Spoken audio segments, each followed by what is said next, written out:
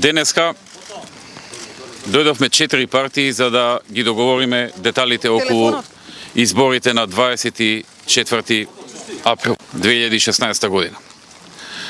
Од тие 4 партии, 3 партии бевме подготвени да ги договориме сите детали што треба се договорат. Една партија, односно еден човек дојде со намера да се одложат изборите, односно со барање и инсистирање да се одложат изборите. Тој човек има име и презиме. Неговото име е Зоран, а неговото презиме е Заев.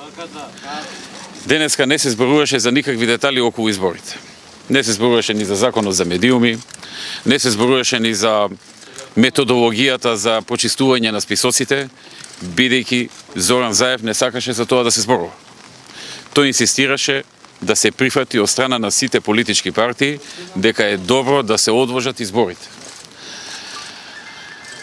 Така што ни потроши повеќе од 12 сати и на нас од представниците на другите 3 политички партии и на меѓународната заедница за цело време да бара, да моли, да убедува, да инсистира да нема избори на 24 април. Нас не е јасно зашто го бара тоа. Затоа што ќе ги изгуби изборите. Меѓутоа, тоа е неприфатливо однесување. Тоа е крајно неодговорно однесување. Такво однесување може да има само од неодговорен човек. Со потезите што ги прави, тој всушност сака да ја внеси државата во уште поголема политичка криза. Да имаме уште поголеми проблеми.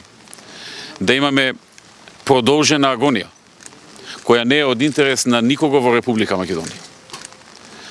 Неговите зборови беа денеска само поврзани со одложување на изборите на 24 април, без никакви сериозни аргументи.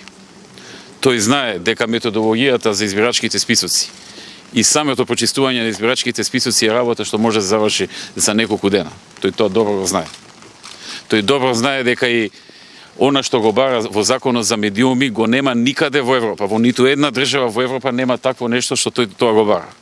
И знае дека тоа не може да му биде поддржано од никого. Но го бара со цел да има причина да ги одложи изборите, да ја продолжи агонијата и кризата во Македонија, да ја подвабочи, бидејќи овој човек само во криза е актуелен. Кога нема криза, тој не е актуелен. А кога има криза, е актуелен и верува дека тоа ќе му донесе политички поени. Но тоа му губи политички поени. Затоа што постојано и секојдневно со ваквото однесување поддршката, неговата поддршка опаѓа. Затоа што народот гледа како се однесува. Одамна се знае дека не држи до зборот, но сега веќе се знае дека заради своји лични интереси се обидува да ја продолжи кризата на сите граѓани на Македонија. Сите да страдаат заради тоа што тој има некаков интерес, личен, кој што никој друг не го разбира освен тој. Премиере. Согласно ова, вечерва заврши состанокот на начин на кој што заврши. Ние не прифативме тоа што тој го бараше, другите 3 политички партии. Имавте преходно изјава и на комесарот Хан. Од утре ќе правиме пошироки општествени консултации околу тоа кои ќе бидат нашите следни чекори. Ви благодарам. Дали Македонија е во политичка криза со ова? Одговорот што сега го кажав е одговор што ќе го повторам. Ние утре, задутре, деновиве ќе правиме пошироки општествени консултации за тоа кои ќе бидат нашите идни чекори. Ви благодарам. Мојата оставка е депонирана и се активира од 100-тиот ден пред одржување на изборите. Дали договорот отпрашен на мртов? Јас одговорив на сите прашања. Премиере, дали има простор за нови средби, за нови преговори на оваа лидерска четворка? За сега можам само ова да го објавам, за се понатаму откако ќе извршиме пошироки и партиски, но и општествени консултации. Ви благодарам. Сакам да ви изјавам уште еден детал од денешните состаноци.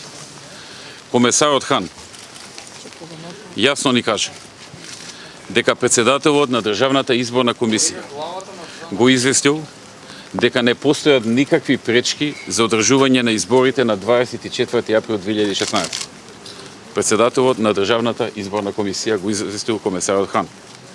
Исто така, комесарот Хан не информираше дека ОПСЕ го известиле дека не постојат пречки за одржување на изборите на 24 април 2016. Покрај тоа, комесарот Хан ни кажа дека и ОДИХР, ОПСЕ и ОДИХР не се исто, тоа знаете.